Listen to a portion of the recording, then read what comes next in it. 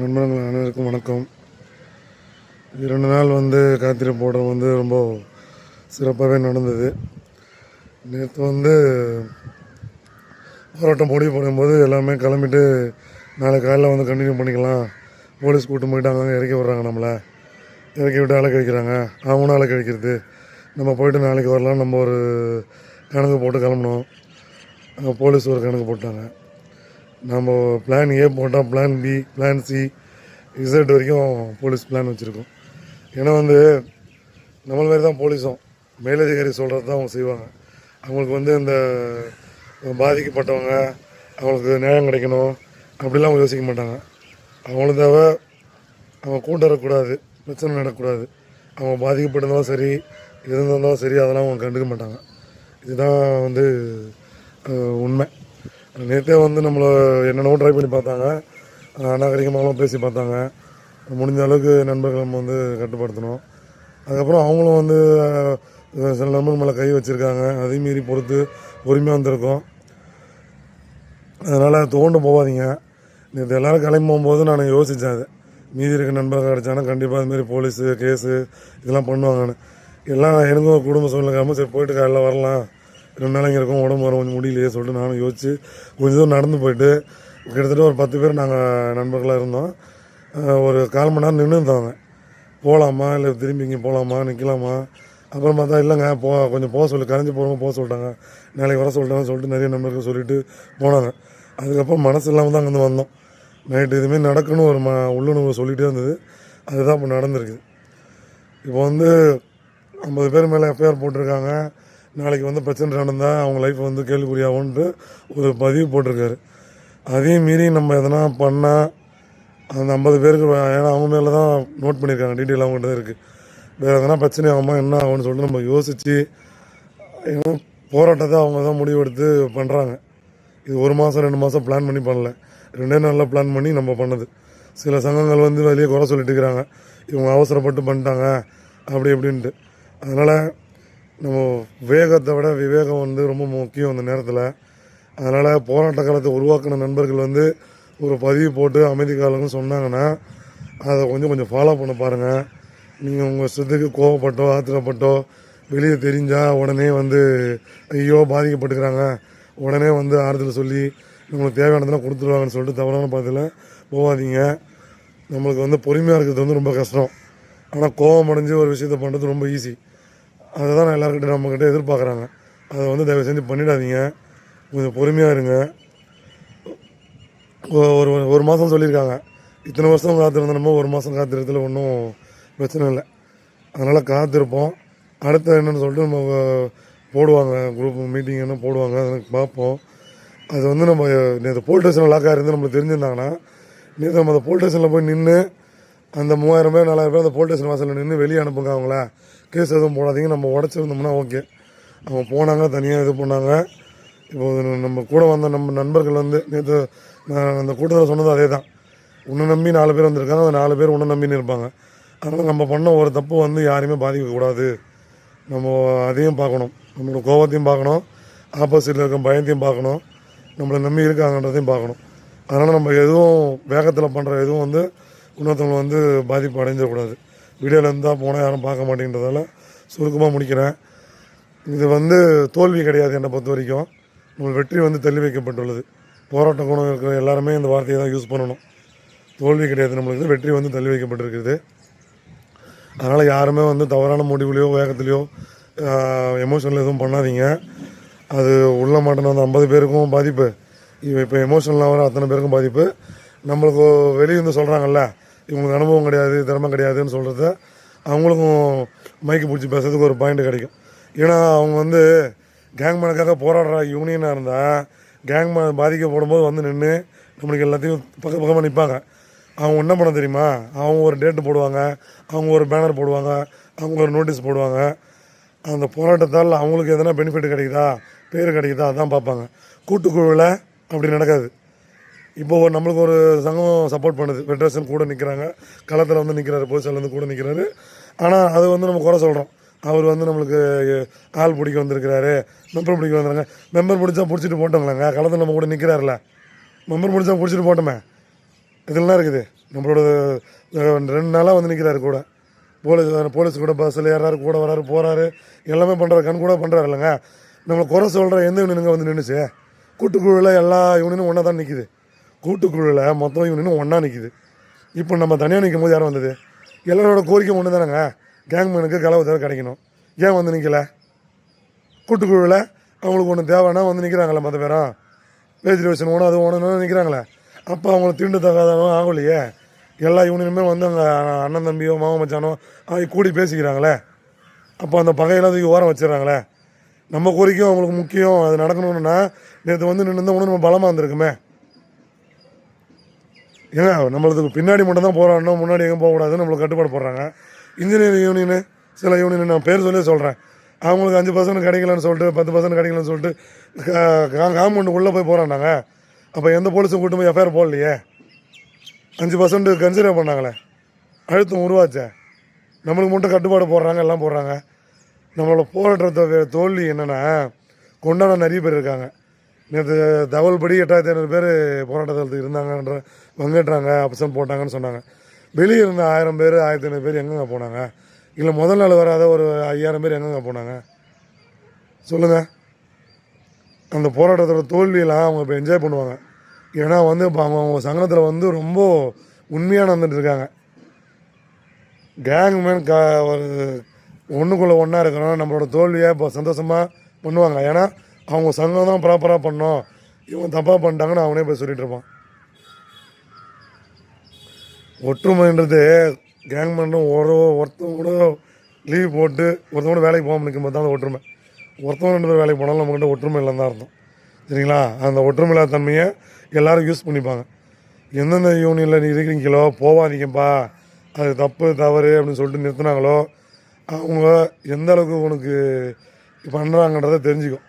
அவங்க தனிப்பட்ட முறையில் ஒரு போராட்டம் பண்ணி அதை உனக்கு சுற்றி பண்ணுறது தான் விரும்புகிறாங்க. நீ பாதிக்கப்பட்டால் எங்கே வந்தாலும் தப்போ சரியோ போய் நின்றுட்டோம். அப்போ அந்த இடத்துல வந்து அங்கே வந்து களத்தில் வந்து நின்று நம்மளை அட்வைஸ் பண்ணியோ கூட்டு போகிறதுக்கோ யாரும் கிடையாது. பேரண்ட்ஸ் என்னங்க பண்ணுவாங்க? பொண்ணை தப்பு பண்ணால் நம்மளை மீறி போயிட்டான் போய் சாப்பிட்டோன்னு விட்ருவாங்களா? நீங்களே சொல்லுங்கள். நம்மளை மீறி போயிட்டான் சாப்பிட்டோன்னு விட்ருவாங்களா? நம்மளை மீறி போயிட்டாங்கன்னா களத்துக்கு வரமாட்டாங்களா? நம்மளோட கோரிக்கை அவங்களோட கோரிக்கைனா களத்து வந்து நின்று தெரியோ தப்போ நம்மளுக்கு சொல்லி அங்கே பசங்க வந்து வந்துட்டாங்க நீங்கள் எதனா பண்ணுங்கன்னு சொல்லிட்டு ஒரு ட்ரை பண்ணி அதுவும் முடியலன்னா நம்மளுக்கு வந்து அட்வைஸ் பண்ணி அதுக்கு மேலே கேட்கலன்னா கோச்சின்னு போகலாம். போயிட்டாங்க நம்ம இதுவில் பேனரில் போட்ட பிறகு வந்து போராட்டம் பண்ணதானே. எத்தனையோ போனாங்க, அடிமை சங்கிலியை உடைச்சிட்டுன்னு கேட்க வெட்டினாங்க, பேனரை வச்சாங்க. அடிமை சங்கிலி எங்கெங்க உடைக்கப்பட்டது? இப்போ ஆர்டர் போடலையே. பொங்கலுக்கு வரும், தீபாவளிக்கு வரும், எங்கே வந்துச்சு? வரலையே. அடிமை சங்கிலி எங்கே உடைக்கப்பட்டது? அடிமையாக தான் இருக்கிறோம். வெளியே இருக்கவங்களாம் எங்களை எதிரியாக பார்க்குறான். வேலை கிடைக்கல, எங்கள் வேலையை பிடுங்குறேங்கன்னு. வெளியே இருக்க யாருக்குமே நாங்களை வந்து துரோகம் பண்ணவே இல்லைங்க. யாரோட லைஃப் வந்து நாங்கள் வந்து பிடுங்கவே இல்லை. நாங்களும் உங்களை மாதிரி படித்தால தான் உங்களோட ஐடிஐ நான் ஐடிஐ வச்சுக்கிறேன், டிப்ளமோ வச்சுக்கிறேன், என் கூட டிகிரி மாஸ்டர் டிகிரி எல்லாமே வச்சுக்கிறான். அவனை தற்கொலையா? வேலை கிடைக்கலங்க வெளியே. அதனால் அந்த வேலைக்கு உள்ளே வந்தோம். உள்ளே வந்தால் ப்ரமோஷன் கிடைக்கணுன்றது யூனியன் தான் எங்களுக்கு சொல்லி கொடுத்தது. வெளியே வந்து எங்களுக்கு தெரியுமா? இதுமாரி ரிலாக்ஸேஷன் கொடுத்தாங்க, இப்படி கொடுத்தாங்க, அதை கொடுத்தாங்க, இதை கொடுத்தாங்கன்னு யூனியன் தான் எங்களுக்கு சொல்லி கொடுத்தது. அந்த யூனியனே இப்போ போராடக்கூடாது, கையை கட்டி வேடிக்கை பாருன்னு மறுபடியும் எங்களை கை கட்டு போட்டுருக்குது. நாங்கள் தான் வாங்கி கொடுப்போம், நாங்கள் வந்து நோட்டீஸில் போட்டுப்போம், நாங்கள் தான் வாங்கி கொடுத்தோன்னு போட்டுப்போம், நீங்கள் வாங்கினதான் இருக்கக்கூடாது. என்னங்க இதெல்லாம்? இப்போவும் சொல்கிறேன், ஐடிஐ பேட்சுக்கும் டிப்ளமோ பேட்சுக்கும் டிகிரி பேட்சுக்கும் நாங்களாம் எதிரி கிடையாது. எல்லாம் படித்தவங்க எங்களுக்கு தகுதி இல்லைன்றீங்க. நான் ஐடிஐ எக்ஸாமில் பாஸுங்க. இப்போ கம்மி ஏன்னா எனக்கு ஃபீல்ட் அசிஸ்டன்ட் எக்ஸாமு, எனக்கு போஸ்டிங்கு தகுதி இல்லையா? ஐடிஐ படிக்கல கேங்மேனில், அவ்வளோதான். இப்போ இருக்கிற 9000 பேர் ஐடிஐ படிச்சிருந்தேன், எக்ஸாம் வச்சுருந்தானே 6000 பேர் 7000 பேர் உள்ளே வருவாங்க. எல்லாம் தகுதியுடைய ஆள் தான். டெக்னிக்கல்ன்றீங்க. ஏங்க இங்கே படிக்காத நீங்கள் சொல்கிற எல்லாருமே டெக்னிக்கல் ஈபியில் இருக்க எல்லா டெக்னிக்கல் ஒர்க்கும் பண்ணுறாங்க. எங்களுக்கு முன்னாடி இருக்கிற பேட்ச்லாம் நான் இப்போ கோச்சினோட பரவாயில்ல, எல்ஐ ஃபோர்மேன் சிஐ இவங்களாம் டெக்னிக்கலாக ஒர்க்கில் பண்ணுறவங்க எல்லாம் இருக்கிறாங்கல்ல. ஹெட் ஆஃபீஸ்லேருந்து ஒரு புதுசாக ஒரு ஃபோனில் ஒரு அப்டேட் பண்ணுங்கள், அதை பண்ணுங்கள், இதை பண்ணுங்கள், நான் போராட்டம் பண்ணுறாங்க. எங்களுக்கு இது தெரில, எங்களுக்கு இது வரல, நாங்கள் இதை பண்ண மாட்டோம் அப்படின்ட்டு கேங்மேனை கூட்டு போய் அப்டேட் பண்ணிட்டுக்கிறாங்க ஃபீல்டில் போயிட்டு. இதில் காமெடி என்னென்னா, கேங்மேனோட ஆப்சண்ட் ஃபைனல் லிஸ்ட்டு கூட கேங்மேன் தான் அப்டேட் பண்ணி அமைச்சிருப்பான். டி ஆஃபீஸ்லேருந்து எல்லா இடத்துலையுமே கேங்மேன் அங்கே இருக்கிறோம். எங்களை போய் நான் டெக்னிக் படிப்பு ஐடி இல்லைன்னு சொல்லுங்கள். நான் டெக்னிக்கல் அவனுக்கு அறிவு இல்லை, அவனுக்கு வேலை செய்ய தெரில, இதெல்லாம் சொல்லாதீங்க. ஈவியில் கொடுக்குற எல்லா அப்டேட் ஒர்க்குமே நைட்டு ஒரு ஆர்டர் போட்டு அடுத்த நாள் பண்ணணும்னு சொல்லிட்டு எங்கள் பசங்கிட்ட கொடுத்தா அடுத்த நாள் போய் அதை முடித்து அப்டேட் பண்ணி கொடுக்குறோம். ஆதார் கார்டு லிங்க்லேருந்தும் சரி, சோலார்லேருந்தும் சரி, எல்டிசிட்டியும் சரி, ஹெச்டி ரீடிங்கும் சரி, ஃபீல்டில் அசசர் லீவு போட்டாரா, ஆள் இல்லையா, மெடிக்கல் லீவ் போட்டாரா, அங்கே சம்பித்து நிற்கும் போது ஏஐ 4 மணி எல்லாம் போயிட்டு ரீடிங் எடுக்கிறதுல ஓடுறது கிடையாது. இந்த கேங்மேன் தான் அங்கே வேலையை முடிச்சு கொடுக்குறாங்க. மின்வாரத்தோட சமநிலையை இந்த 9600 பேர் தாங்க நாங்கள் ஃபுல்ஃபில் பண்ணிட்டுக்கிறோம். எங்களுக்கு போய் தகுதி இல்லைன்னு சொல்லிட்டு இருக்கிறீங்க. நாங்கள் யாருக்கும் எதிரி கிடையாது, எதிரியாக மாற்றப்படி சித்தரிக்கப்பட்டுருக்கோம். சரிங்களா? ஐடி யாரும் உள்ளே வர வேணாம்னு யாருமே சொல்லலை. வேகன்சி இருக்குது உள்ளே கொண்டு வாங்கன்னு சொல்லிட்டு போராட்டம் பண்ண நாங்கள் தான். நீங்கள் எங்களை எதிரியாக சொல்லும் போது தான் எங்களுக்கு கோவம் வந்து பசங்கள்லாம் பதிவு போட்டாங்க. தகுதியில் நீங்கள் எப்படின்னு சொல்லுவீங்க? உள்ளே வந்து பாருங்கள். நீங்கள் வந்துட்டு ஏறவே முடியல, கிளாம் போட்டு தான் ஏறணும்னு ஒரு போடுறீங்க. எல்லாத்தையும் வின் பண்ணி உள்ளே வந்து சேலஞ்சை சவாலிச்சு இந்த 6 வருஷமாக 5 வருஷம் 6 வருஷம் சைன் பண்ணிகிட்ருக்கேன். எங்களுக்கு போய் தகுதி இல்லைன்றீங்க. உள்ளே வரதுக்கே முடியல, தகுதி இல்லைன்னு தாங்க நீங்கள் இப்போ சலுகை கேட்டுட்ருக்கீங்க. எல்லாத்தையும் பாஸ் பண்ணி வந்தோம். எனக்குமே இப்படி பற்றி தெரியாது. ப்ராக்டிஸ் பண்ணி கம்மை ஏறி ஜெயிச்சு உள்ளே வந்து சைன் பண்ணி இவ்வளோ நாளாக பார்த்துட்ருக்கோம். திறமையை வளர்த்துட்ருக்கோம். உள்ளே வந்த பிறகு வளர்த்துக்கலாம், ஓகே. ஆனால் உள்ளே இருக்க எவனுக்கு குறை சொல்லாதீங்க. இவ்வளோ நாள் கஷ்டப்பட்டுருப்போம்ல, நைட்டு மகளமாக கண் முடிக்காமல் வந்திருப்போம். உள்ளே வரும்போது அந்த வழி தெரியும் உனக்கு. எனக்கு நடக்கப்பட்ட அந்த அநீதி வந்து உங்களுக்கு நடக்கப்படும் போது தான் எங்களோட வழி புரியும். வெளியிருந்து பார்க்கும்போது புரியாது. அதனால் வெளியிருந்து யாரையும் குறை சொல்லிட்டு அதெல்லாம் இருக்காதீங்க. பொறுமையை கையாளுங்க. நம்ம நண்பர்கள் வந்து அடுத்த கட்டன்றது இருக்குது, முடிவடையலை. அதனால் பொறுமையாக இருங்க. நம்மளோட தோல்வி வந்து கொண்டாட ஒரு கூட்டம் தயாராக இருக்கும். நம்மளோட வழி புரிஞ்ச நம்ம கூட இருக்க சக ஊழியர்கள் வந்து எல்லாம் ஃபோர்மன், ஏஇ, ஏடிடி எவ்வளோ பேர் இருக்காங்க. நம்மளை வருத்தத்தை தெரிவிப்பாங்க, நம்மளுக்கு ஆறுதல் கொடுப்பாங்க. அதே ஆப்போசிட் இருக்குது. என்னப்பா போனீங்களா, வின் பண்ணலையா, தோத்துட்டீங்களா, நம்மளை கலாய்க்கிறதுக்கும் நம்மளை வழியை வந்து உண்மை தூண்டி வர்றதுக்கும் ஒரு கேங் இருக்க தான் செய்யுது. ஒன்றுமே புரியலைங்க. நம்மளுக்கு படுற கஷ்டத்தை எல்லாம் பார்க்குறாங்க. ஆனால் அவங்க நம்ம கிண்டலும் கேலியும் பண்ணுறாங்க. எங்களுக்கு ரொம்ப மனவேதனை. இந்த அரசாங்கம் வாரியம் கொடுக்குறதுலாம் கிடையாது. சக ஊழியர்கள் நம்மளை கிண்டலும் கேலியும் பண்ணும்போது அதுதான் இருக்குது. நம்மளை ப்ரமோஷன் கேட்டால் என்ன சொல்கிறாங்க, நீங்கள் கையெழுத்து போட்டு வந்துக்கிறேன், உனக்கு எதுவும் இல்லைன்றாங்க. அதே நான் திருப்பி கேட்குறேன், நான் கையெழுத்து போட்டு உள்ளே வந்துக்கிறேன், ஆப்லன் ஒர்க்கு தான் ஒர்க்கு, ஏன் எல்லா வேலையும் வாங்குறீங்கன்னா ஈபினா அப்படி தான்றாங்க. என்னங்க நியாயம்? ஈபினா அப்படி தானே உள்ளே வந்தால் எல்லோரும் ப்ரமோஷன் வாங்கியிருக்காங்களா கடந்த ஊழியர்கள்லாம்? அதே மாதிரி நாங்களும் கேட்குறோன்றோம், அதை ஒத்துக்க மாட்டாங்க. அதெல்லாம் கிடையாதுப்பா அப்படின்றாங்க. நியாயம் நம்மளுக்கு உள்ளேயே கிடைக்கலங்க. அப்புறம் எப்படி மின்வாரத்து ஹெட் ஆஃபீஸ்லேயும் அரசாங்கத்துலேயும் கிடைக்கும்? உள்ளே இருக்கிற ஒவ்வொரு வாரிய உறுப்பினர்களும் ஏங்க இவ்வளோ கஷ்டப்படுறாங்க கொடுங்கன்னு சொல்லிட்டு உடனே நாள் கூட வந்து நின்றாங்கன்னா நம்மளுக்கு எல்லாமே நடக்கும். நம்ம தோக்கணும்னு நினைக்கிறாங்க. ஜெயிக்கணும்னு நினைக்கிற ப்ரேயரை விட தோக்கணும்னு நினைக்கிற ப்ரேயர் அதிகமாக இருக்குது. அவங்க ப்ரேயர் வின் ஆகிடுச்சு. யாரோட ஒருத்தர் ஒரு ப்ரேயர் வின் ஆச்சுன்னு சொல்லிட்டு நம்ம அதை சந்தோஷப்படுவோம். நம்ம வந்து தோண்டு போகக்கூடாது. அதுதான். 1 மாதம் டைம் கிடைக்கிறாங்களா, இதே கோவத்தை உள்ளே வைங்க.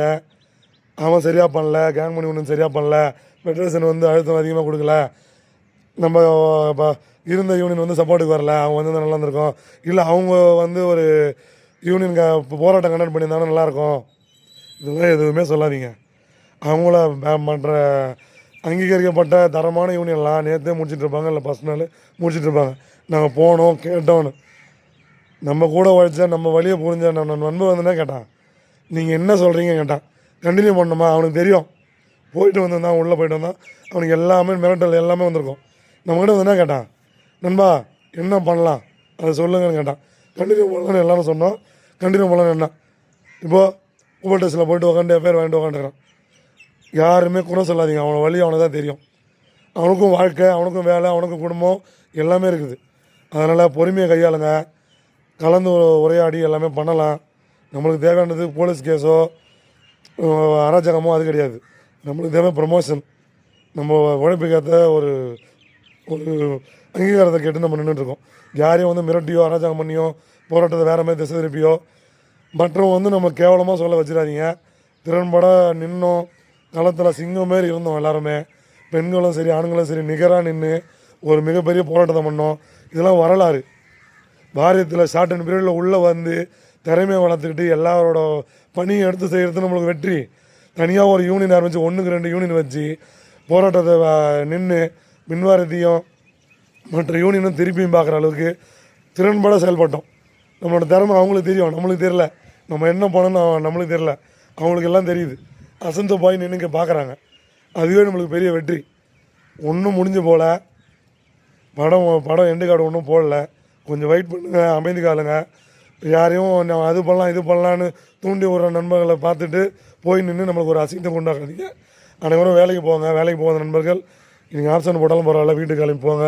போயிட்டு நாளைக்கு போயிட்டு உங்கள் அதிகாரிகள் ஃபோன் பண்ணி சொல்லுங்கள். ஹெல்ப் பண்ணுற அதிகாரி இருக்கிறாங்க. சார் நீங்கள் ஸ்ட்ரைக் இல்லை, நாங்கள் வந்துட்டுருக்கோம்னு சொல்லுங்கள். டே ஷிஃப்ட்டில் நைட் ஷிஃப்ட்டு ஏதோ போட்டு அட்டன்ஸ் போட சொல்லி கேட்டு பாருங்கள். வீட்டுக்கு கிளம்பி போங்க. நன்றி. வெற்றி பெறுவோம், கண்டிப்பாக வெற்றி பெறுவோம்.